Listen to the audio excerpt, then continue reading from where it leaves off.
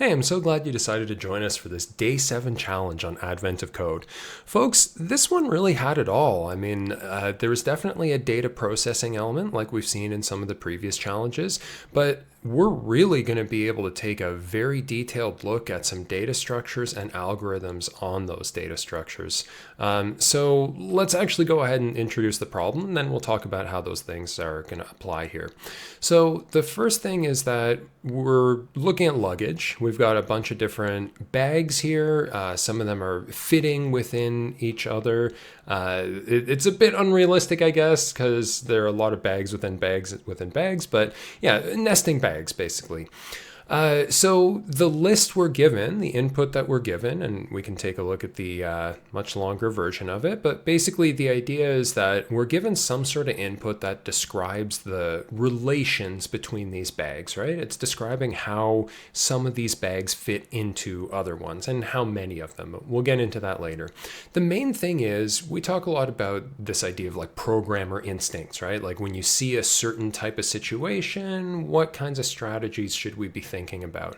So one thing I recommend is if we're looking at a problem and it's describing a bunch of things and how they're related, right? Like similar types of objects and then relations between those objects, we're probably looking at a graph problem. Okay, so graphs are one of the largest categories of data structures within programming. A lot of problems boil down to graph problems.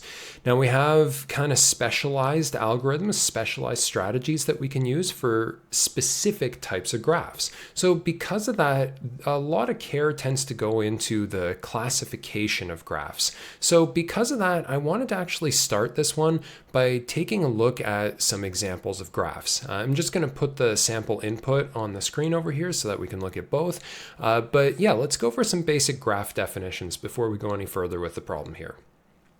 Okay, so basically, a graph consists of nodes and edges. So we call the different items here, in this case they would represent like our luggage bags, right? We call these nodes, and then the way they're related, so like these arrows that we have over here, or these line segments we have over here, these are referred to as edges. Okay, so a graph consists of nodes and edges. I should probably mention, just in case you're thinking like, whoa, this doesn't look like the kind of graph I'm used to. If you're thinking like y equals mx plus b or parabolas and those kinds of things, like the kinds of graphs you would see within math, yeah, that's definitely a different type of graph. So within computer science, when we're talking about graphs, this is the type of thing that we're talking about, things with nodes and edges. Now we have subcategories. For example, we have directed and undirected graphs. So basically the idea is that there might be some sort of like one-way relation between our nodes, or it might be something that's that goes both ways. So for example, maybe this graph, the undirected one, might represent like the nodes might be people, and then the edges might be like handshakes that happen, like it sort of takes two, right? It's not really possible for one person to shake another person's hand without them reciprocating. Whereas maybe this one, the directed graph, might be like the debts between these people, like who paid who money or something like that. We also have weighted and unweighted graphs. So basically the idea is that the nodes can have a different type of weighting, whether that represents like a price or a distance, it depends on what the actual graph represents. But basically the idea is that these are sort of broad categories of graphs that we can have. Now we can get more specific. There are other traits that graphs can have. For example, we could say that the graphs below here, the ones on the bottom, are connected. It's all sort of one piece. There aren't like, separate islands like we have on the ones above. We could also say that the ones below have this thing called a cycle. There's basically a way to get back to a certain node, to sort of travel a path that returns to the node where we started. So these are some additional traits that we might want to consider when we're looking at graphs. In fact, we could sort of combine some of these and look at another specific type of graph that we're probably going to see a lot of. They're generally very common in computer science, and it's the idea of a tree. Okay, so a tree can be directed, it could be undirected, it could be weighted, it could be not weighted, but the main thing is that a tree has a few special properties. So first of all, it's connected. The second of all, it's acyclic. There are no cycles within a tree. We might ask ourselves, I think it's pretty clear if we're talking about an undirected tree, something like this is pretty clearly a cycle. But what happens if it was directed? And let's say it was something like this that wouldn't actually result in something that could return to itself, but it's kind of like two different ways of reaching the same node. So is that permissible within a tree? Well, the answer is no. A tree can't have something like this. One of the ways I've heard a tree defined is it's a type of graph where there's exactly one path between any pair of nodes. Okay, so if you think about it, that kind of implies a lot of things. That implies the acyclic part of it. That implies that it's a connected graph. So basically, yeah, that's a definition for a tree. It's a type of graph where there's exactly one path between any pair of nodes. Another way to think about it is basically that in a tree, every node has exactly one parent. We could say that, the nodes below one of the others is a child of the one above, and that this one it's that node's parent, basically. Okay, so child and parent are pieces of terminology that we use referring to trees. So this wouldn't be a tree because this node would have more than one parent. So that would not be part of what it means to be a tree. So then we might ask ourselves, well, that thing you had on the screen looked kind of interesting. Maybe I'm more interested in that than I am trees. And yeah, that's totally valid. That actually is another type of another special type of graph that we're going to look at. And in fact, when I first looked at this problem, I assumed that it was a tree, but then upon closer inspection, I kind of noticed, if we look at the relations here, light red bags can contain bright white or muted yellow bags. Dark orange bags can also have bright white or muted yellow bags. So it seems like we can have two different parents pointing to the same child. We have two examples of that right here. So basically, this thing is not a tree. What is it? We call it a directed acyclic graph, DAG. Okay, so this is basically just a diagram of this particular situation. We've got all of our luggage over here. We can see how they're related, and we can see that it's not quite a tree because a lot of these nodes have multiple parents. Okay, so basically this is just sort of showing us exactly the information that was given in our sample over here. It's basically just translating that to visual information. And now if we take a look at what the challenge is actually, if we take a look at what the challenge is actually asking us to do, it's basically saying for the shiny gold bag, okay, so that one specifically, we're just choosing that one, I guess, kind of arbitrarily, but it could be whichever one. They're asking for the shiny gold bag. We want to know how many different types of bags or different colors of bags could eventually contain a shiny gold bag. It doesn't need to be directly within the bag, but maybe within a bag within the bag. So at some level, it needs to eventually contain the shiny gold bag. So if you think about it, what we're actually looking for, at least in the first part of the problem here, is something that's concerned more with the parents than it is the children. So if we go back to our graph over here, the shiny gold bag is this one over here, and it looks like 4 ancestors of some kind. Maybe not direct parents, but 4 ancestors. So this type of graph, or this specific graph, I should say, is not necessarily going to help us that much if what we're actually looking for is the parents and not the children. So what we're going to do in this problem, at least for part 1, is we're going to find what we call the transpose of the graph. Okay, so basically where we take all the edges and then we reverse them.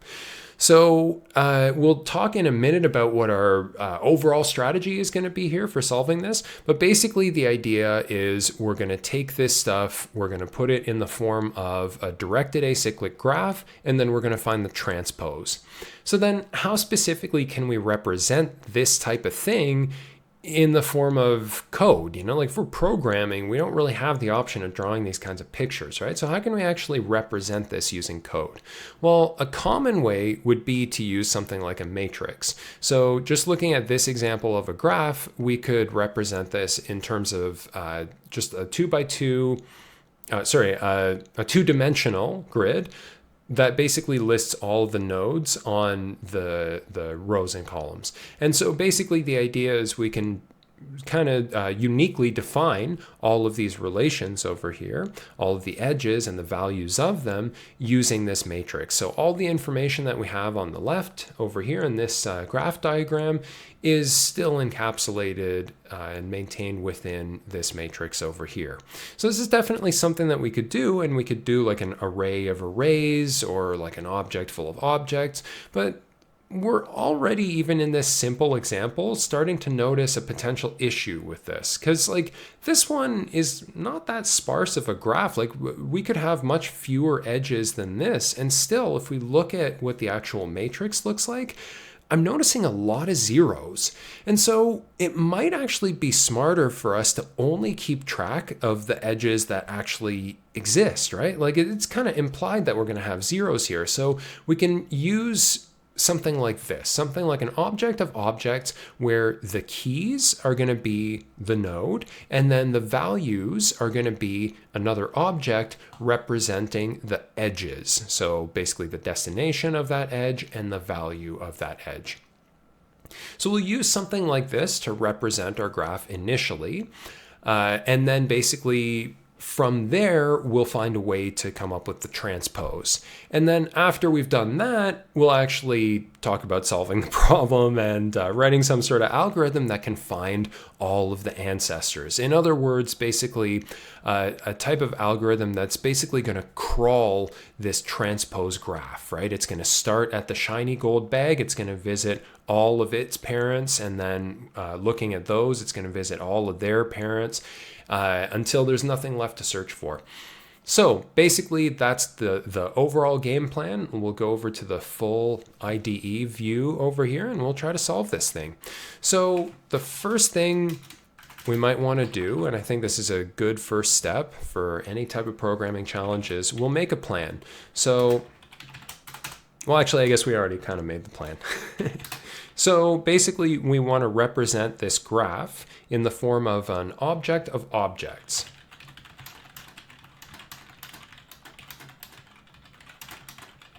Kind of like what we saw on the screen a second ago. Next thing is we want to find the transpose of this graph. Oh, and something to note is we haven't looked at what part 2 asks for yet, but just taking a look at part 1, in terms of what it's asking, it's not asking like about how many bags fit within each of these. All it's asking about is just the parents. So that's part of the reason on the diagram for the transpose, I actually don't have the weights here, because I don't know if the transpose actually needs to be weighted. So we'll keep that in mind as we come up with our strategy over here, find the transpose of this graph. I'll just say unweighted. And then we'll write, actually this is part 3, so write an algorithm to find all ancestors, or outer bags, however we want to call this, but basically, yeah, we want to write an algorithm for that. Okay, great. So let's start by representing this graph in the form of an object of objects. So the first thing we're going to do is basically, I've talked about this before. We've talked about our strategy and how we want to start with a naive solution, make it work, make it efficient, and then when we're sort of cleaning it up and making it beautiful, we want to take care to make sure that it's functional. I've kind of said in previous episodes that we're sort of moving up the functional directive, but I might pump the brakes on that right now, because this one it's a little more of a challenging problem. So we might start with something that's not totally functional and then sort of move towards, the const and reduce and wonderful kinds of things that we love to see in functional programming. Okay, so basically we'll make an object called rules, I guess, and it's basically going to be our response text dot split, on the single new line character. There's a new entry on every line, so we'll just do split. Oh, and we don't want to forget to do our dot trim as well, just to get rid of the extra new line characters or any kind of white space that might exist at the beginning or end here. Okay, so that's basically our rules. And then what we can do from here is, in order to come up with our graph, let's just say const graph or bag graph. Yeah, let's be specific about our variable names. Let's just do something like this for now. And we'll just do like a very simple const rule of rules. We'll go through every one of these and we'll just kind of like append to the bag graph over here. Okay, so we'll go through it that way. So for each one of our rules, we're probably going to use some type of irregular expression like we've done before. So maybe we can actually load up our regular expression regex101.com, and I'll just copy this into the window. So there we go. Okay, so we want to write some sort of regular expression that's going to capture this, so the color of the outer bag, and then basically all the things that they contain. And we're maybe going to have to take care here for the case where it contains no other bags. That might be kind of an exception that we'll have to prepare ourselves for. But anyway, something we notice is that the word bags is appearing after the color in each case here. It says bags, contain, and then another space, and then we have the list basically, and then a period. Okay, so basically let's just write it out that way. We're going to have some characters, so I'm just using the dot as like a wildcard, any kind of characters, and then space, bags, space, contain. Okay, cool. So we're accurately capturing the initial color here. I think we're doing well so far. And then basically we want to get this list of characters that we get after that, and then we want to use the actual period character after that. So I have to use the backslash to escape to tell it, yeah, I'm not talking about like the wildcard dot that we used in the previous ones in the capturing groups. We're talking about the actual period character. So not bad. I mean, we're getting this list over here. We could probably take this and then do some sort of like dot split on the commas. Probably want to do something like that, and maybe we'll then process them further than that so that we can actually go into these and like get the number and then get the color associated with these. So we'll eventually do all that, but first things first, we've got our first regular expression. So we'll go back over to our code and we'll use that regular expression. So where were we? Yeah, okay, perfect. So we're going to use this regular expression, and since it is a regular expression, we'll put it inside of the forward slashes. And basically what we're going to do with this is we'll say that the different parts that we're looking for are going to be the result of saying rule.match, of this regular expression. This is one of those areas where I always get confused between whether it's like regular expression.match rule or rule.match, but I'm pretty sure this is a string built in. So, okay, great. Now the first thing we're going to get from this is going to be the full match. And actually we might want to bring that regular expression thing back on screen. Yeah, so basically when we do a dot match, what it's going to return is an array containing the full match as the 0th element, and then basically all the other elements are just going to be the result of each of our capture groups. So basically when we do this, we're going to get our full match, and then we're going to get the outer bag, and then inner bag list, I'm going to call it, because it's basically like, this one is a single bag. This one is like potentially a whole list of them. So we'll want to split that up and do some other stuff with that probably. So, okay, cool. Not bad. So let's switch back over to our full view. And by the way, I don't plan on using the full match. So just as a convention for any variable I don't intend to use, I'm just going to use this underscore, just as a visual reminder that we're not actually using that variable. Okay, so we've got this thing over here. And then basically what we want to do with this is eventually we're going to do something like, bag graph at outer bag is assign the value of some sort of like inner bags, right? Once we know the actual object consisting of our inner bags over here. So yeah, we can come up with that. We just say const inner bags is this new object, and we're going to go through, well, we'll say something like, yeah, for const bag, maybe inner bag. Ooh, I was about to say like do a dot split, but it's occurring to me that we might want to actually consider this no other bags thing at this point. So I'll put an if. I'll just say if inner bag list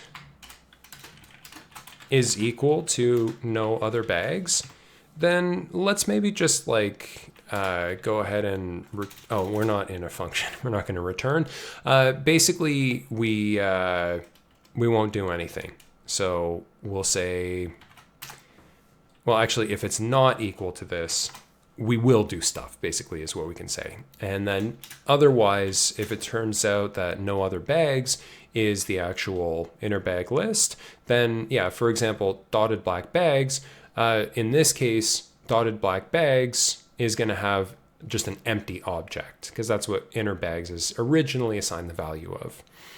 Well, yeah, I mean, we're not going to reassign the value. We're just going to change what's inside of it. But, you know, none of that is functional anyway. So we're going to revise all this later. So not to worry.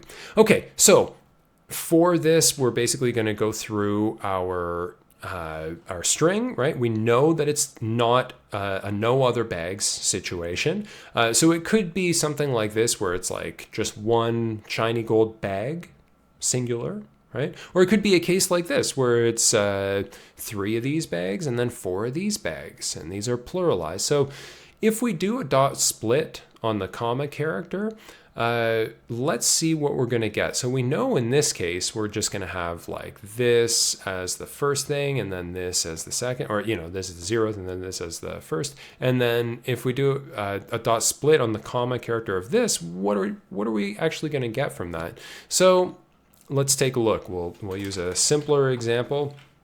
So let's just say console.log, and hopefully this isn't going to mess things up just having this code over here, but we'll just say console log, and we'll just make a string here,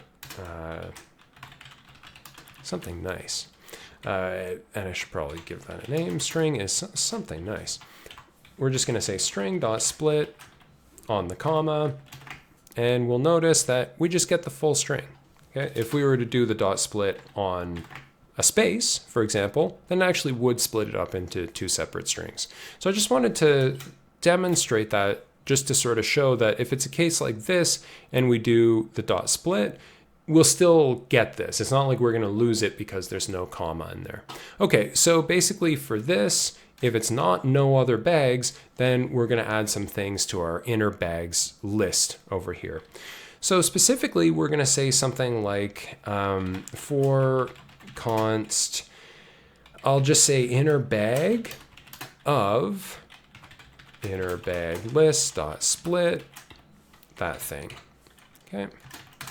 For each one of these, we're going to say, well, we'll do something similar like we were doing over here. Let's just grab 1 or maybe 2 of these things. So we'll take this one, we'll take this one, and that's it. So we'll just get rid of all this. Yeah, so basically now we need a new regular expression. So in this case, we want to capture the number, which might have more than 1 digit. So we'll say /d for a digit character, and then the plus so that there's 1 or more of them. We'll put these parentheses around it so that it's an actual capturing group, and it's getting the actual number here. And then we're going to have a space, and then we're going to have the color of the bag, right? So that's just going to be any character, at least 1 of any character. And then we'll have another space, and we will have the word bag. Okay, so, I was just thinking it would actually be incredibly tricky if there was the name of a color that began with BAG, because that would really mess things up. So, you know, we can look at that Wikipedia list of colors. Maybe there's something that matches that description. I'm not sure. But anyway, it looks like we've got what we're looking for over here. Now, keep in mind, these are already going to be split up. So I probably shouldn't have even put those together. But yeah, okay. So there we go. we're capturing what we're looking for, right? We're getting the full match, of course, but then we're getting the number of bags that we have inside, and we're getting the color of those bags. So I'm just going to do the same sort of thing. Well, actually, let me grab my regular expression, and then I'm going to do the same sort of thing over here. So we'll do a dot match on this, and we'll just say inner bag dot match this thing. And this is what's going to give us those properties we're looking for. So I'm not going to use the first part, and I'm just going to say, I guess, num string, just to remind ourselves that this number actually is in the form of a string right now. And then basically we'll do, what was the other thing? Let's just consult our regular expression thing again. Yeah, okay, so basically the other thing was the color. Okay. Inner color, we'll say. Okay, so then at this point, we can actually say inner bags, so the object at this inner color is assigned the value of the integer version of our num string. Okay, and then we're saying bag graph at outer bag is assigned the value of inner bags. So I think, provided we did this right, this should actually now look like the right kind of graph. So let's actually take a look at that. We'll do a console log of our bag graph, and hopefully it looks good. Yeah, okay, perfect. So that's just what we were looking for. I'll just bring this on the screen so we can compare. So basically, yeah, it's as though we've just taken the words here and converted them into more convenient to work with data, right? So we've got this as an object of objects, just like we set out to do initially. And we notice also for the no other bags examples, we're getting that empty object that we were hoping for. So nice. Okay, good stuff. All right, let's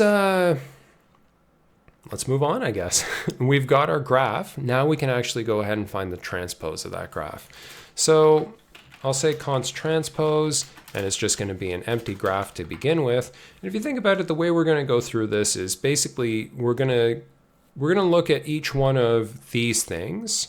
And then for each of the children that it has, we're just going to assign the parent to the value, to one of the values that has this key in the transpose.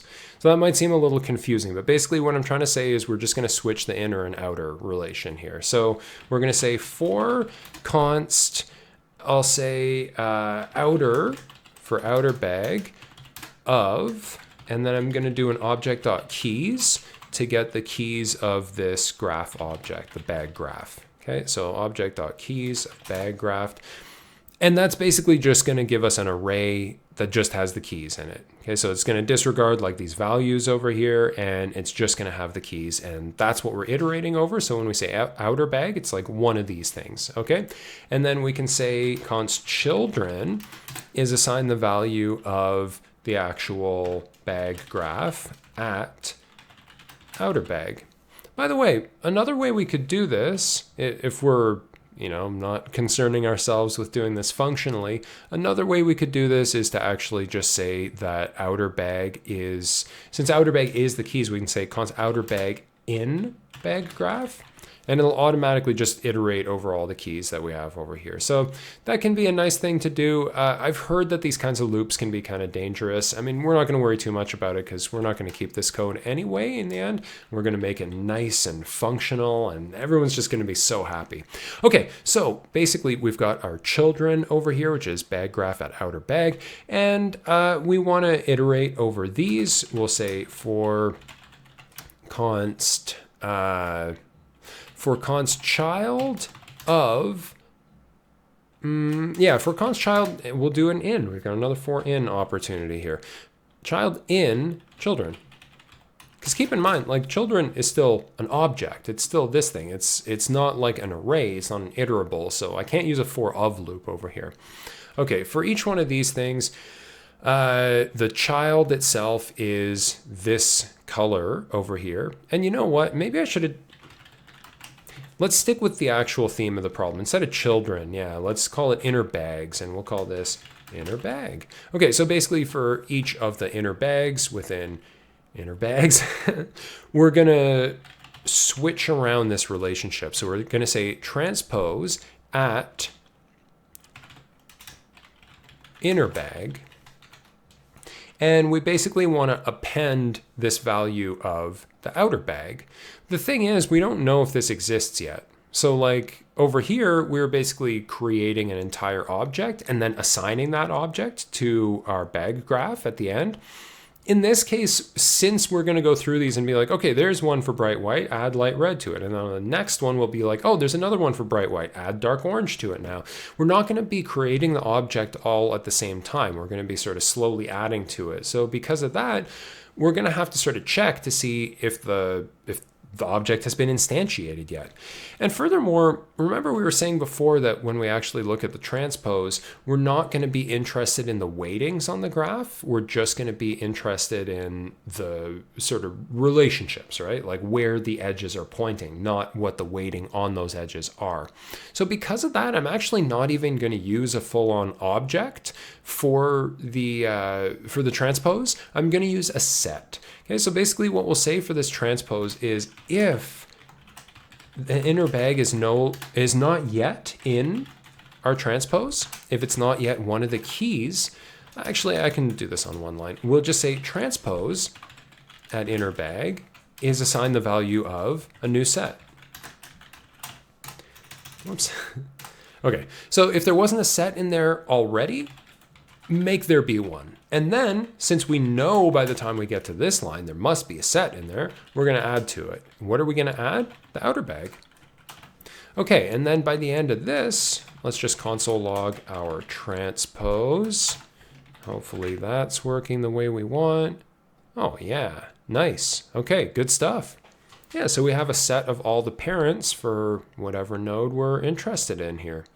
Now, one thing that might end up being a problem, we'll see, I'm not sure yet, but notice in this case, so faded blue, dotted black, like these ones that didn't have any children, they still showed up in the list, even though there was like, it was empty over here.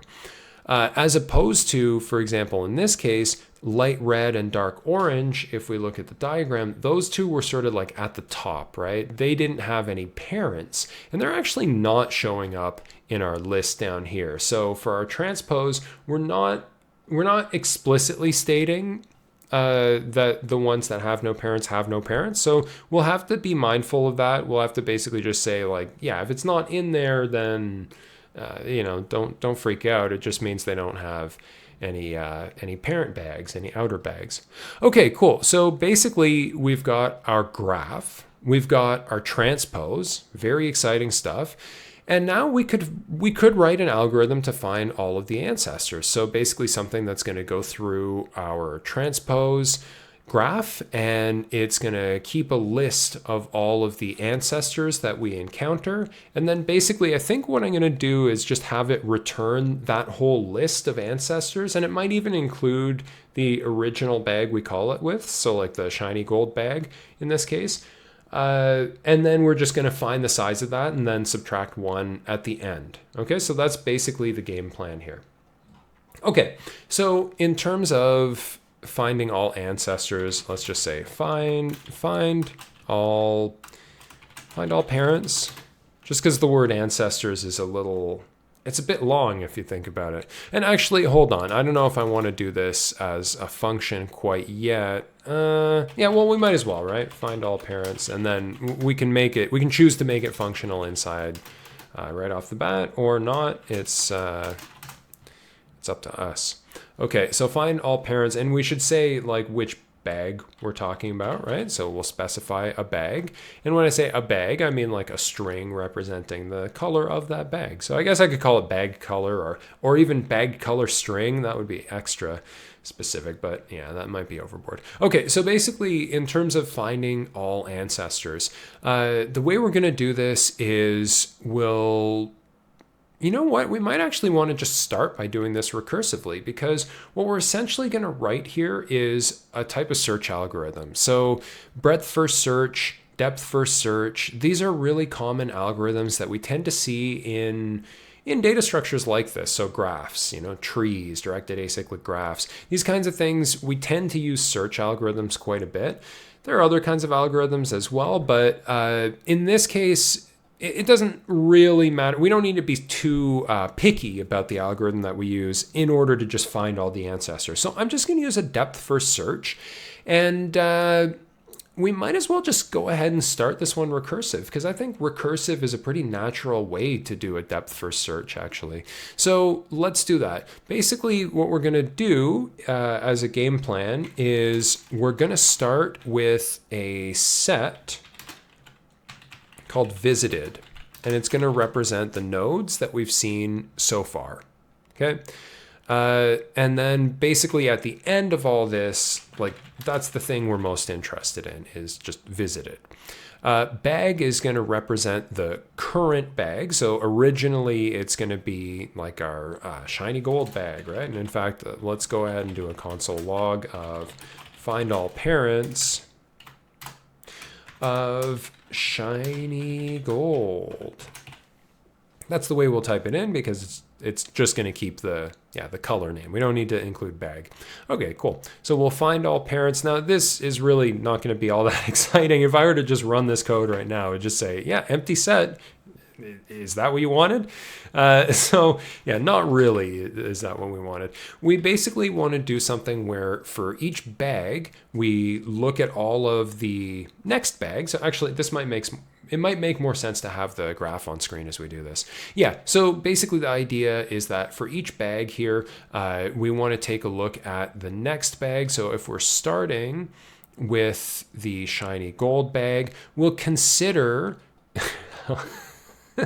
Sorry about that. We'll consider basically both of the parents over here. And then for each of these, we're going to call the function with these as the bag that we're looking at now. Okay, so let's go ahead and do that. We'll go back over to our code, and we'll just say const parents is assign the value of transpose at bag. Okay, so maybe I should even call this parent set, just so it's clear. Okay, great. So then we can say something like this. For const parent of parent set, we could say if visited has this parent, or actually if it doesn't yet have that parent, then let's actually go ahead and visit it. How do we visit it? Well, I'll put the visited at the beginning, actually, just in a minute. Well, I'll do it now, actually, just so we don't forget. Visited dot add bag. That's what we want to do. Yeah, cool. So if we haven't yet visited this node, let's go ahead and visit it. So we'll say, what's this function called? Find all parents with the next bag. And I should probably define what I mean by that. So yeah, sorry. We already have a name for it. It's called parent. Maybe next bag would be better, but anyway. Yeah, next bag and next bags. Next bag set. It's up to you. Okay, so parent, and then we also want to pass in visited, because if we didn't do that, it would just reinitialize to an empty set, and this would always return false. Okay, so we'll do this, and then is that it? I mean, we're going to return visited, and actually for this, keep in mind we want to do dot size -1. So let's try that, and we're getting an error. Okay, parent set is not iterable.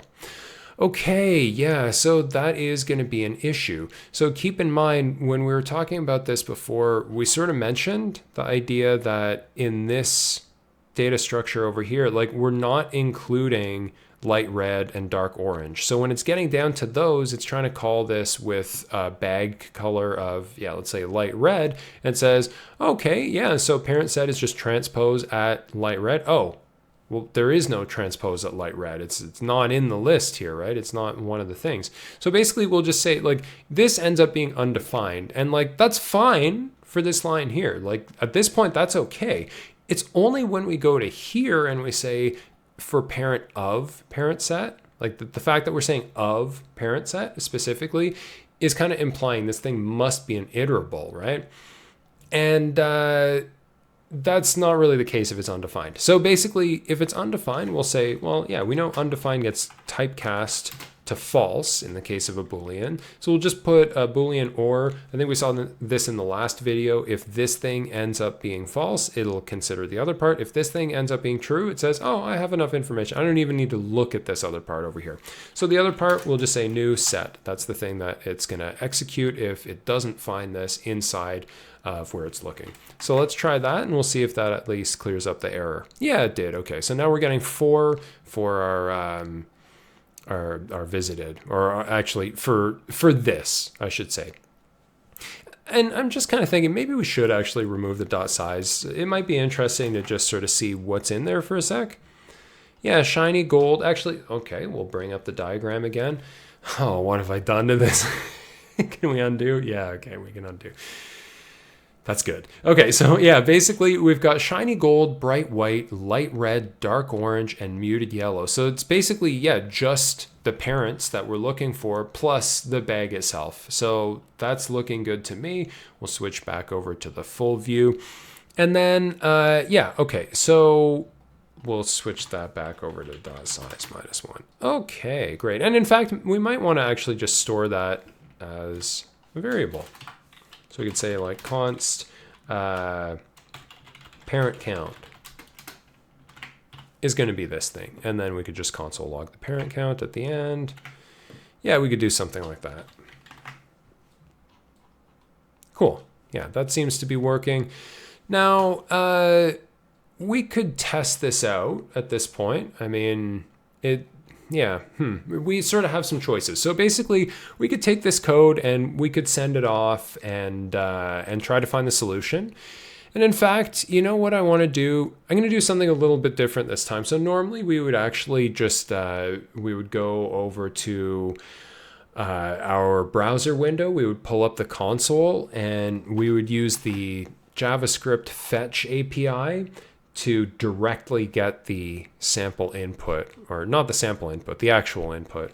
But this time I'm just going to paste it in here. And the reason I want to do that is when I save and run this, so we should get a value now, 287. Okay, and let's just turn off the other console logs for just a sec. So the bag graph and transpose, let's run this again.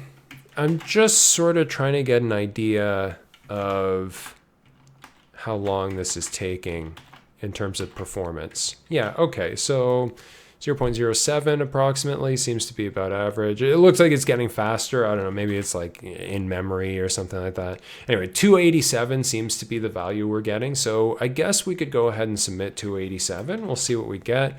Submit. Okay, yeah, so that is the right answer. In terms of whether we want to move on to part 2 yet, I'm actually kind of conflicted because part of me feels like I'd like to just solve this in a functional way first. So we've made it work. I mean, we got the right answer for that first part, but is it efficient? I don't know, maybe. Probably not bad, right? I mean, we used like a depth first search, so it probably could be worse. But is it beautiful? That's going to be a no from me. So, and it's definitely not functional. So, well, parts of it are, I guess. Like the find all parents, that's getting closer to functional because it's an actual function, but it still contains this, right? Like this is a for loop, which probably should not be having that in here. So we might want to start with this in terms of making this more functional. And then, yeah, part of the reason I wanted to bring this huge input in here, which I'll just get rid of for now. Yeah, there we go. Part of the reason I wanted to bring that in is so that we can sort of actually look at the runtime and then compare to see if we end up with something that runs faster or runs slower. And I mean, that's mainly just going to be for fun. I don't know if we're really going to notice any major differences. It might end up being worse the functional way. It's fully possible. But keep in mind, like, it's not really runtime that we should be all that interested in. It's more time complexity. Okay, so visited.addBag. Yeah, I'm thinking there's probably another way we could do this that would be more functional. So the idea of coming up with this set, I want to do it basically in the opposite direction. So instead of the set coming from here, I think the set should come from within the function. So we could say that that the set we're going to get, so the visited is going to be something that's the result of going through each of these. So we could say something like, what was parent set? Yeah, this transpose at bag or new set. Okay. And you know what? I'm noticing something. So does a set actually make the most sense here? Because I'm realizing that we don't actually need to do like a dot has at any point. So it might actually make more sense to just do this in the form of an array. So instead of a new set, let's make it an array. And instead of a dot add, let's just make it a dot push. We might as well go ahead and just do it that way for now. And with that in mind, yeah, this should work just the same way, even if it's not a set. Maybe I'll just call it, what was it, outer bags or something like that? Or next bags? Next bags, yeah. That sounds cooler. All right, so next bags, and then we'll just paste that in and delete the S for next bag, and that's what we're going to use instead of parent. So visited. This thing we do want to make a set, and we're not going to do any of this visited.add because that wouldn't really be immutable. Okay, so we're going to have next bags, which is this thing, or it's going to be an empty array, not a new set. Okay, so let's see if that works first of all. No, looks like no. Oh, and that's because visited is not defined. Yeah, good point. It's actually not. Okay, so here we'll put in, oh, that was another thing I didn't catch. What's parent? It's deleted. Okay, cool. So find all parents if visited doesn't. Yeah, okay, cool. So here's what we're gonna do. Basically, we're gonna say for this thing, this is an array. Right? So we can use array built-ins on this. So next bags dot reduce. Okay. And basically here's my goal. I basically just want to say this is going to be visited. Visited is just going to be the thing that we get from this, from our next bags dot reduce. And then we're just going to return visited. And that's going to be it. So the first thing is, let's see. Yeah, so for reduce, now I just want to make sure everyone has like a really good understanding of reduce because it's a super important function when it comes to making stuff functional. So basically the way reduce is going to work is it's similar to map. It's going to go over an array and we'll look at each element in the array. That will be one of the inputs here, but there's also this other input that's just going to be this accumulator thing. Okay, so it's basically going to be, let me put it this way. We're going to use a reduce function when we have an array that we want to get a single value out of. Okay, so we want to basically process the entire array and have that boil down to just some sort of single data structure, whether it's like a number, whether it's like an array, or a set like it is in this case. We're going to use a reduce to put something together into one thing. Okay, so whatever that one thing is going to end up being, that's what this is. Okay, so the accumulator in this case, that's what it's going to end up being. So I'm just going to call this set for now because it is going to be a set. And over here, I'm just going to say new set because this is the second argument for reduce. Reduce takes at least two arguments. It might take more that I don't know about, but basically the second one is the initial value of this thing, okay? And it might seem strange to see this thing in here. So basically here, next bag is the actual item that we're gonna look at, and then this is a function. It's gonna be some sort of callback. So whatever this returns is gonna be the new value of our accumulator. Okay, so whatever we get here, whatever we end up returning at the end of this function will be the value of this thing for the next one of these things. Okay, so the next element of the array that we end up looking at. Okay, so in this case, what I'm saying is visited is going to be this thing that we're eventually going to get that starts out as an empty set and we're going to get some sort of result as we go through each of these like next bag things. So here's what I'm going to say. Basically, make another new set. Remember, this is immutable, right? We can't just add to the set. We've got to make a new one. And what's going to be in it? Well, it's going to come from an array, and within that array is going to be everything that was in the set already. And then also this next bag thing that we just got from the current element of the array we're looking at. Okay, so this might seem like a lot. Like we've got this new set over here, and actually we can simplify this because it's just this one thing we're returning. Yeah, so basically we're getting this, right? And there's a bit of a problem here because next bag is not quite what we want in here. What we actually want is the result that we're going to get by calling find all parents, okay? With an input of next bag. So the result we would get, it might contain multiple things, right? Like this is going to be some kind of set because that's what we're returning at the end of this. And it might be a set containing multiple things. So let's just go ahead and spread that out. And then visited, I mean, really like this is the thing we're returning at the end, right? There it is. Whoops. Yeah, so there's our visited. We can actually, I think, delete pretty much all of this. And in fact, I'm just going to go ahead and say return. Just return this thing dot reduce. Nice thing about that is we can actually use the word visited in here now. Okay, so let's try that. Is this going to work? And the answer is no, not at all, because what's set? Yeah, great point. It's visited now.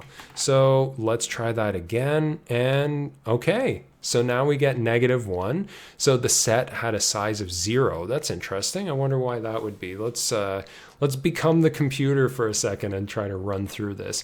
So when we first call this, it's shiny gold is the value of bag. Next bags ends up being, what would it be? This right here, this array that contains bright white and muted yellow. So when we say return this reduce thing, we're starting with a new set. And then we're saying, okay, so visited. Oh, right. Yeah. Okay, here's what we should do. For this new set, let's actually put the bag in it. There's actually no point in the function where we're putting the bag inside the set. So we should start it off with the bag that we have here anyway. The reason I think this is good is because think about how this would work if bag is not found, right? So if bag is not in transpose, then basically it'll have an empty array. Now, if we try a reduce on an empty array, it'll just return whatever we have as our initial value of the accumulator. So in this case, a new set containing only bag that we called it with, right? And that's good. It's important because we do need to include bag in that set somehow. So, okay, let's try that now. And hopefully, yeah, we get 4. Okay, good stuff. So it's the value we were looking for, except this is a lot more functional. And in fact, it's a lot more fun because check this out. We can take this thing and like, that's what next bags was, right? So we can just return that, right? Does that still work? Yeah, it still works. We still get 4. Well, hey, good news. I mean, now we're only returning one thing, so we don't need to include the return or the curly braces outside. This is getting a lot more efficient looking.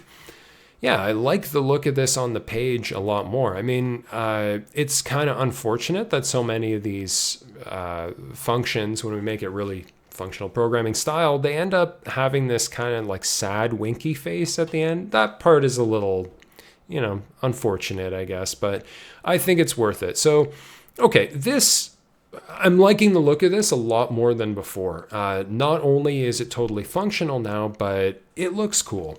Now, just running the code, let's take a look. Yeah, okay, so that definitely is a higher runtime. Well, I don't know, that one's lower than before. I don't know if looking at this runtime is actually going to be meaningful or helpful in any way, but we'll see. Okay, so we've made this one functional. That was, great progress so far. Which one is going to be the toughest from here? Should we just sort of work backwards and try to do the transpose next? I guess we could. So basically our goal is that we want something that takes all of this and basically just does it in a single assignment, right? So we want something that's basically of the form const transpose is assign the value of something, and then, whoops, didn't mean to put that there. it's assign the value of something, and then that's it, right? We don't then change its value or mess around with it. We just assign it a value once. Okay, so what's that value going to be? Well, we'll probably end up doing something like a reduce, like we did down here. And we'll probably do that for pretty much any time we're using a for loop that ends up having some kind of value that we're like rolling up from that for loop, okay? So basically the idea is that in this case, we're probably going to use like a reduce within a reduce. Now the outer thing is going to be our object.keys of bag graph. Because remember, we were doing like an in loop, a for in loop. So we'll say object.keys. Object.keys of the outer graph is basically this, the light red, dark orange, like all that kind of stuff. So object.keys of bag graph. Okay, and then with this, we're going to do a dot reduce. Okay, so first things first. What are we going to call the thing that we're going to get from this? What do we want from this? Well, this is the actual transpose, right? Like this is the graph that we're going to get. So I'm actually going to rename this to bag transpose just to be a little more specific, and we'll try to be consistent with that in every spot where this is used. Yeah, and then I'll call this thing transpose. Okay. That's better. Okay. So what initial value should it have? Well, it's going to be just an object, right? I mean, that is the initial value we gave it up here. Okay, so now we have this transpose, and we're going to go through each of these keys. What does each key represent? It represents an outer bag. So this part over here is kind of equivalent to this. Okay, so this is going to be a function. It's going to return something eventually, but for now, we'll just put the curly braces. Okay, so now we have this inner bags thing, so we can probably do the same type of thing, object.keys of what we have in here now, so our inner bags. Where did we get inner bags from? Well, it's bag graph at outer bag. Okay, so we can get that. In fact, you know what? I'm kind of noticing now, like, we use .keys, but if we need the actual value of this too, so we don't need just like the key, we need the key and the value, right? So let's actually use .entries instead of .keys for this. Okay, so .entries of bag graph, that means we're not just gonna have an outer bag here, we're gonna have an outer bag and that object that we saw that's gonna represent the inner bags. Okay, so something like that. And then basically, yeah, inside here we'll say, object.keys, because this is an object as well, and we want basically just the bright white, the muted yellow, that kind of stuff, right? So object.keys of inner bags. And now we'll do a dot reduce on that thing. And this is getting a little bit complicated. So basically, okay. This is the idea. This reduce is going to make a new graph, okay? And that new graph is going to be kind of like a copy of the transpose, like this transpose, right? The one that we're currently rolling up using this outer function here, or this outer reduce. So basically, the new graph is going to start out as just, in fact, let's get that in here, a copy of transpose. And it's not transpose itself, it's a copy, right? We want to make it nice and immutable, so we're making a new copy of transpose, and that's the initial value of our new graph. And then basically, we'll eventually return that new graph, and it's going to take on the value of transpose. So it's kind of like what we're doing up here in the sense that like we're looking at each outer bag, and for each inner bag we see there, we're saying, oh, okay, so this thing has this as one of its values. And this thing also has this as one of its values, okay? So like basically, these things end up being the keys of our transpose. So what I'm trying to say is basically that we'll look at one of these at a time, and we'll just look at these and make the modification to transpose, And then we'll move on to the next one and say, okay, now our transpose has been modified with those new changes. Then we take a look at this and say, okay, yeah, start it with transpose. We'll make these changes and then update that. So on the next iteration, now transpose is going to have all of those updated. So we're doing the same sort of thing as this, except we're kind of rolling it up as one function. Okay. So, or a function within a function. Probably within another function. Anyway, the point is we've got something like this. So new graph and then the actual inner bag that we're looking at. Okay, and then that is going to get mapped to something. So what are we going to actually return from this? Well, the thing that we need to return is the thing that's going to end up being the new graph, right? So we need it to be whatever that transpose was, but then in addition to that, it should also have this like inner bag thing, right? So we're going to say new object. It's going to consist of whatever was inside of transpose, but then in addition to that, it's going to have for inner bag as its key, it's going to have a value of outer bag. Okay. Does that make sense? Wait a sec. Do we want the value of it to be just outer bag, or do we want it to be something different? Okay. So for this, yeah, actually, let's think about what we want in here. So for this new, for this new object, the transpose object that we're getting from this, it's going to start out as an empty object. There's nothing in there to begin with. And then basically we're just going to fill it in one bit at a time. So, okay.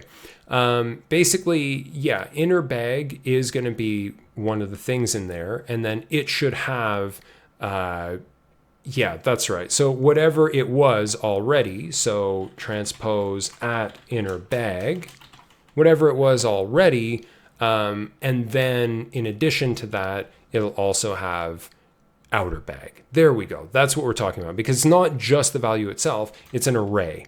So it's a new array. It's going to contain whatever was in here already. And if this is undefined, just, go with an empty array. And then basically, in addition to that, we'll have our outer bag over here. Okay. So we could also say for something like this, we could be like, oh, if this thing is, if inner bag is in transpose, then we'll have this in here. Well, not actually if, we'll use a ternary for it, but it would basically be something like that. Okay, cool. So this is returning this object. And okay, remember, we saw this before. Since it's returning an object, we need to put that in parentheses so that it knows that we're not talking about like the other sense of the curly braces, which would be that we're expecting a return at the end of this. Okay, and similarly over here, we should be able to just go with that now and get rid of those. Oh boy, I need to do a Control S so it, yeah, okay, it prettifies it. There we go. So new graph, wait a sec, why is this not being used? Oh yeah, sorry, not transpose. New graph is what we wanted to have in here. Yeah, and similarly new graph at inner bag. Yeah, okay, that's better, I think. So bag transpose, and then that should be it, right? Like that should be able to replace all of this, I think. Let's see. It's possible that it, yeah, okay, perfect. So not only does this look like what we had before, but it looks like the result we're getting from running the find all parents function on it is what we expect it to be. Okay, cool. I nearly got lost in the nested reduces in here, but we managed to get it. So this is functional programming. Okay, so let's take a look at how we can convert this one, the initial formulation of the graph, into something a little more functional. So we're probably going to do it the same way we did this. We're going to use a lot of reducing. Anytime we see a for loop, it sort of like corresponds to a reduce, or I think that's roughly a comparison we can make. Okay, so we want something that's just going to say const bag graph is assign the value of something, And then that's it, right? So we'll start with our rules over here, which we're getting from our response text.trim.split. So we'll say rules.reduce, right? We'll go right for that. And then basically we'll say for the accumulator, it needs to be some kind of graph, right? So we could just say graph. And then its initial value is just going to be this empty object, right? And then as we go through this, so rules are, what are rules? What do they look like? Okay, right. This was just one line at a time, right? So they just look like a single line. So I'll just call this rule, I guess. Yeah, just for a single rule. Okay. So there we go. We'll have something sort of like this. We're trying to make this bag graph. We start with a graph that's just this empty object. And as we go through and process each of these rules, we'll start to fill up that object. We'll put more stuff in it. So I'm going to copy over some of this stuff. I think like this, for the most part, is going to be useful. Yeah, so we've got our outer bag. We've got our inner bag list. That's totally fine. And then for our inner bags over here, we basically want to do this thing, except we want to do it functional. So what would be sort of the corresponding functional way of doing this? So const inner bags is assigned the value of, and it's probably going to be some kind of a reduce thing again, right? So we'll say inner bag list dot split that must be somewhere around here. Yeah. So inner bag list dot split. And that's the thing, whoops, not a semicolon, it was a comma. Okay, and then we're gonna do a reduce on that thing. Okay, basically what this is gonna be is like, well, okay, we'll think about what we wanna get out of this, right? So inner bags is gonna be some sort of thing that looks like this. It's gonna be an object, okay? So for now, I'll just say obj for object, and we'll make it an empty object just to begin with as an initial condition. And then basically we'll look at each thing in here. So each one of these things is going to be, I guess, a bag or a bag specification. I'll just call it bag for now, I guess. But basically, it's going to be something like, where do we have the list? Yeah, like one bright white bag. Okay, maybe I'll just call it like bag rule. I don't know. Bag capacity, something like that. Hard to say. I guess we can just call it bag for now. Where were we? Here we were. Okay. Yeah. So basically what we want to do with this is our inner bags, it's the same thing as this, except done all at once. Okay, so we're doing a dot reduce over this. We're probably going to want to handle this in some way as well, right? In fact, we could just put that at the very start. We could just say, hey, is it equal to no other bags? Because if it is, maybe just like give us the empty object. Yeah. Otherwise, do the dot split and we'll do the dot reduce, and yeah, that'll be a lot of fun. But yeah, if it's no other bags, we're just going to stop there, and inner bags is just going to be this empty object. Okay, so we've taken care of the if statement, so that's good. Now taking care of the for loop, that's basically what we're working on with this dot reduce thing over here. So what that dot reduce wants to return is something that's going to be the revised object, and this is sort of representing like the children, the inner bags, right? Maybe I'll call it children for now, just to sort of be a little more specific, because we can actually see that it's an object over here. Anyway, okay, so what we want to do with this is process the bag itself, the thing that I'm calling bag. We want to use our other thing, our other regular expression, right? So we'll say num string inner color is assigned the value of inner bag dot match, and inner bag is what we were calling it up here. Maybe we should call it that here, right? Wait, inner bag. Yeah. Okay, we're not using that for any other thing. I think that's fine. Inner bag dot match. Great. Got it. Okay, so from there, what do we want to say? So in this case, we were basically saying that we wanted to assign inner bags at inner color this value of this num string, right? So it's kind of like having bright white, like this would be the inner color, and then this would be the number that we want to assign it. So in this case, what we can say is just return a new object, and that new object will contain basically the previous object, so whatever was inside of children here, and then it will also contain for inner color, it will have a value of parse int numstring, just like we had above over here, except now we're doing it in a more functional, immutable kind of way. So we have our inner bags, nice. We've got this stuff, we've got inner bags. What do we have after that, or what should we have after that? Well, we're getting pretty close here, right? Because basically we have this thing right here. So we could just go ahead and at the end of this return a new object consisting of whatever was in our graph, as well as now our outer bag is going to have this inner bag list. Inner bags. There we go. Nice. Okay, cool. So we're returning that. All right. So I'm making the claim that that's basically a way of doing all of this stuff in a single assignment. Okay, so we're not reassigning any of this stuff. Okay, let's go ahead and save that. Now the fact that it actually like rearranged all the code on the screen is a really good sign, because it refuses to do that if you have a syntactical error.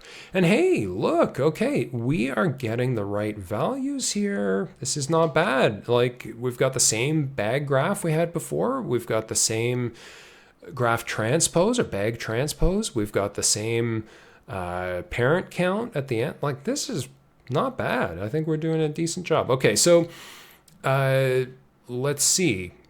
Are we satisfied with it? I guess we can do one final scan and see if we notice anything that doesn't seem functional. So, or if we can think of ways to make it more functional. Yeah, I mean, we kind of have to do these like these processing steps, right? So I don't think we could get rid of this and make it directly go into the return. So yeah, I think this is looking good to me. I'm not seeing any chances for there to be a split, like in an if, for example. Yeah, I think it's looking good. This is looking, I mean, especially functional. It looks beautiful, actually. Yeah, maybe we should have started with the first one, because it still has like these const things and all this like regular expression stuff. No, I think it's okay. I suppose one thing we could do is like, we're only really using rules for this, right? So we could actually just take this, I think, and replace that. I don't know if that's better or not, but it definitely makes some different decisions about how it wants to display that on the screen. So yeah, again, I don't know if it's better or not. It might be harder to look at. I'm not really sure. But anyway, we'll leave it like that for now. So we've got our bag graph, we've got our bag transpose, and yeah, we got the right answer. Well, actually, I guess what we could do is we could get like our full input again, and yeah, actually, hold on. Let's go back over here. We'll continue to part 2 so that we can see what that is, and then yeah, where's our puzzle input? Here we go. Okay, so we'll just grab that whole thing first, and we'll just kind of verify that this is actually giving us the same value as before. So we'll save this and run it, and whoops, I forgot we were console logging all of that. 287, so that does sound familiar. I think that's what we got. Yeah, that's what we had put in before. It's nice that it tells you. That's actually very considerate to the user. Okay, so let's undo this. Okay, great. Okay, so basically in this second part, we're being asked almost like the opposite question, right? We're being asked how many bags would there be inside of a shiny gold bag? And they give this example here, which is just a little more linear. This actually, I think, would be a linked list data structure, another special type of graph. But anyway, let's not focus too much on this one. Let's actually take a look at the one that we had over here. So let's pan over to our directed acyclic graph because we're done with the transpose, right? Like that was for part one, that was for the parents. Now we're actually looking at the directed acyclic graph itself.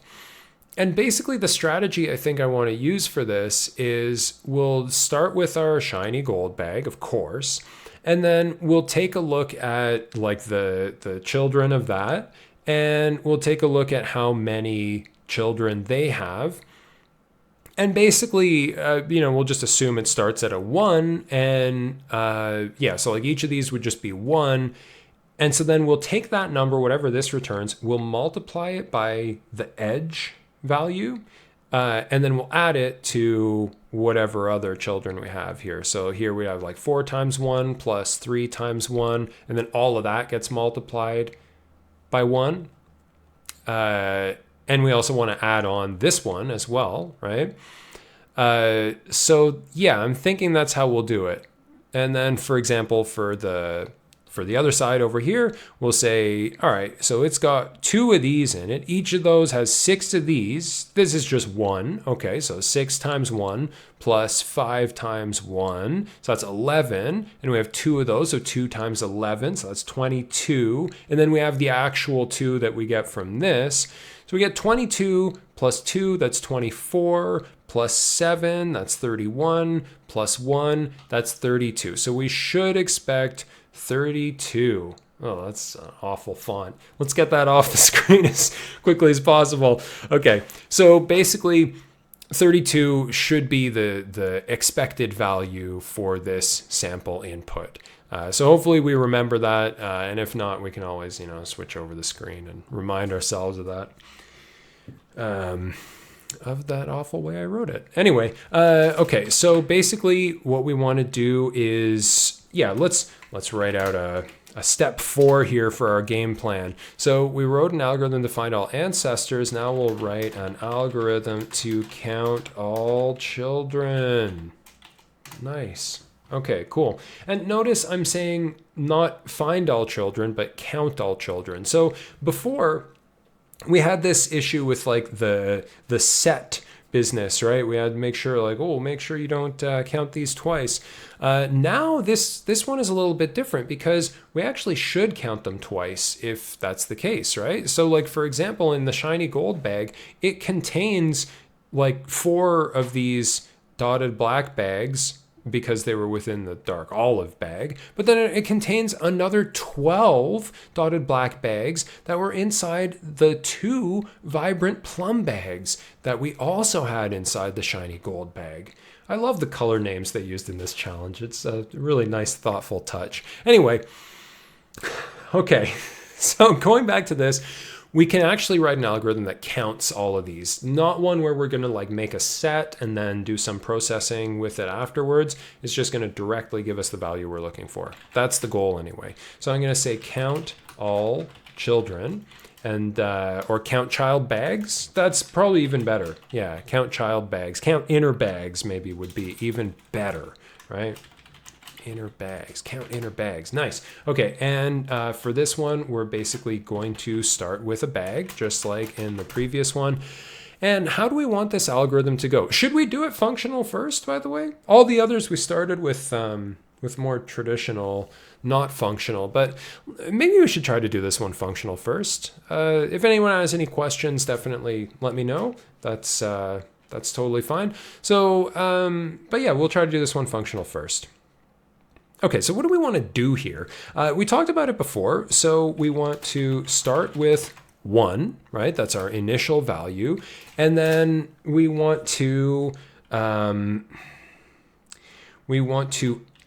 to that list the number of bags, the quantity of inner bags multiplied by whatever result we get. So the count inner bags of that next bag or child bag, inner bag, right? Inner bag. There we go.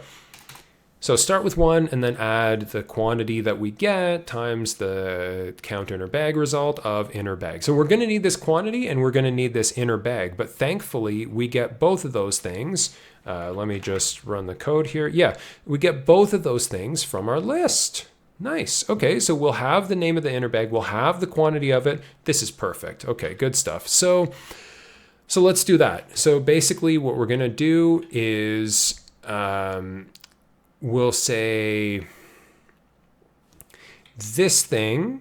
So whatever we get from this is what we're actually, let's be more specific. Whatever we get from this is the thing we want to explore for our next candidates, right? So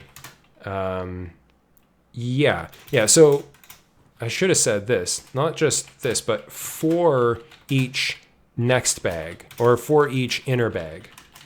Okay. Yeah, that's more accurate. So let's do that. So we're going to say object.keys of our graph, which was bag graph, at inner bag, or not inner bag, the current bag. Yeah, okay. Object.keys of this bag graph at current bag. Now this one I think is kind of guaranteed to be in here, so we don't need to worry about it being undefined like we did in the find all parents function. We could put that in there, just for fun, right? If for whatever reason this was undefined, like we could put that in there as just sort of an extra little error handling thing. Okay, cool. So yeah, object.keys of that, and then we're going to do our reduce on this. So what we should get from this is, as usual, for a reduce, we'll start with the thing we're trying to get out of it. So the thing we're trying to get is the actual count, right?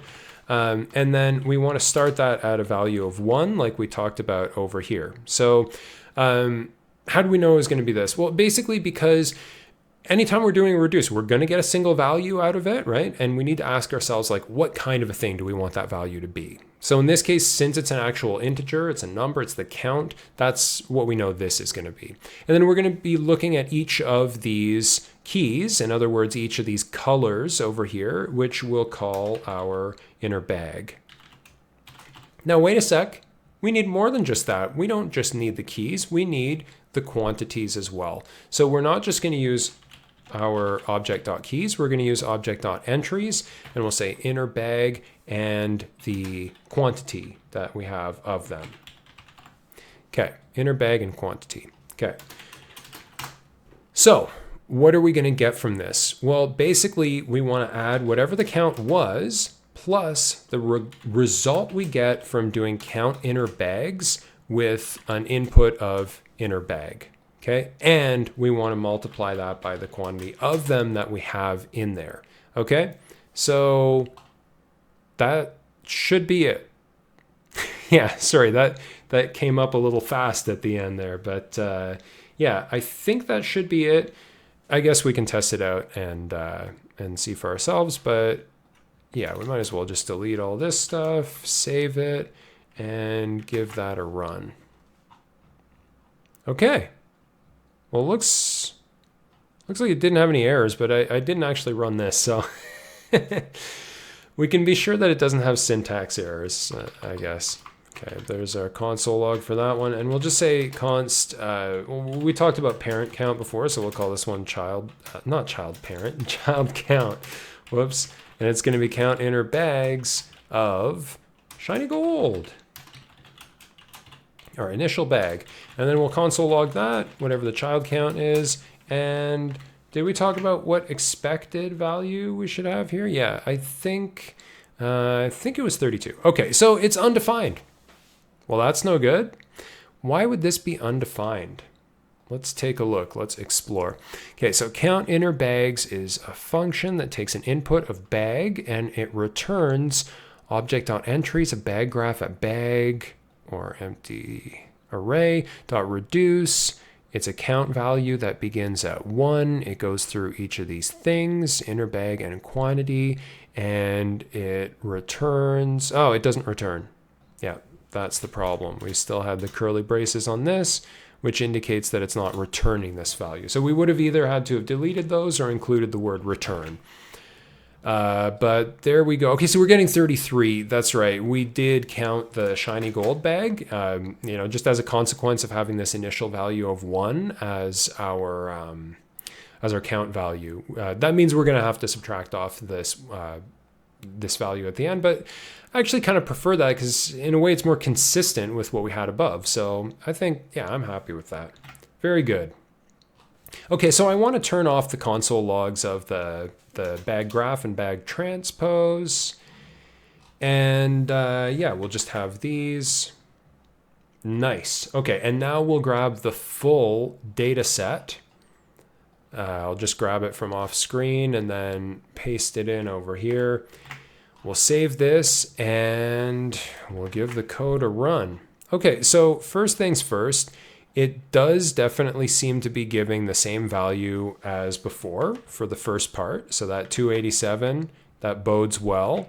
Now it does seem to be taking a much longer time than before, but that might be because we're doing more stuff. We're doing this count inner bags as well. So maybe that's what's making it take a longer time.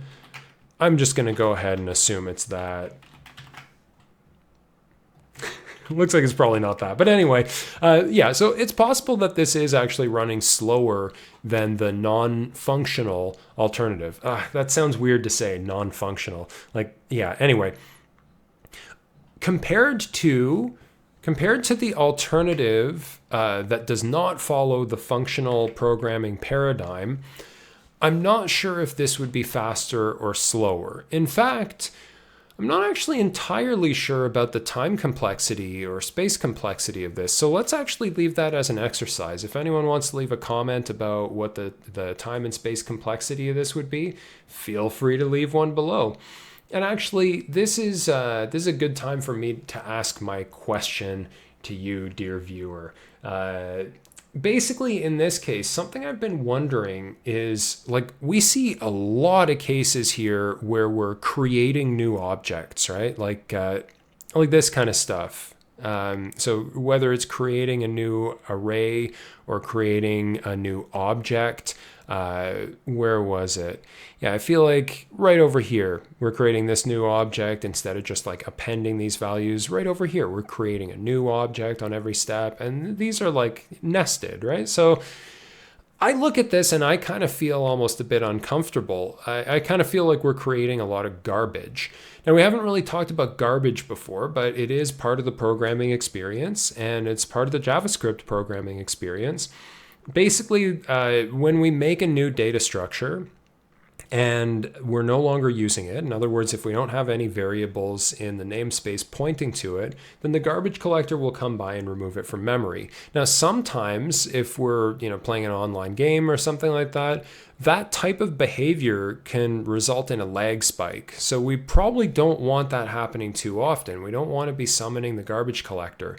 I had a friend who was working on a game, and he was basically trying to shave off whatever garbage creation he could at any point. And it involved a lot of like reusing data structures, so changing the values inside of an array instead of making a new array. And so basically, the reason I bring this up is because I look at this functional programming and stuff, and like, yeah, it's nice. It's a lot of fun. It's an interesting new kind of puzzle with which or it's a new puzzling way to view these challenges, is what I'm trying to say. But like, is it creating a bunch of garbage? Is this making our stuff like way worse in terms of our space complexity? And it's possible that that is the case, and that's just a compromise we're going to have to make, right? We might have to deal with that. Sometimes we do sort of negotiate between time complexity and space complexity, right? Sometimes there's a trade-off between one and the other. And that might mean that there's no actual right answer, that there's just one that's more right for a certain situation than another, right? So maybe if the input was really big, one of these would be better than the other. And if it was really small, the other would be better. That's possible. I'm not really sure. But anyway, sorry, I got rid of the value. So I should probably actually go ahead and submit this. Let's return over to our screen here. We'll submit this value. Geez, I hope it's right. Yeah, okay, there we go. Nice. Okay, good stuff. So Yeah, I think that's all the stuff I wanted to talk about this time. Congratulations on getting through it. I mean, this was really an excellent challenge. I loved it. I loved going through both the data processing part of it, the data structure design part of it, the algorithmic part of it, the functional considerations we had to go through. What a treat this was. So thank you for joining me for this one. I'm sure we'll have more of these coming up soon. And so, yeah, I'll see you in the day 8 video, which I'm sure will be posted in the not so distant future. In the meantime, remember to believe in yourself. Anything's possible. Bye for now.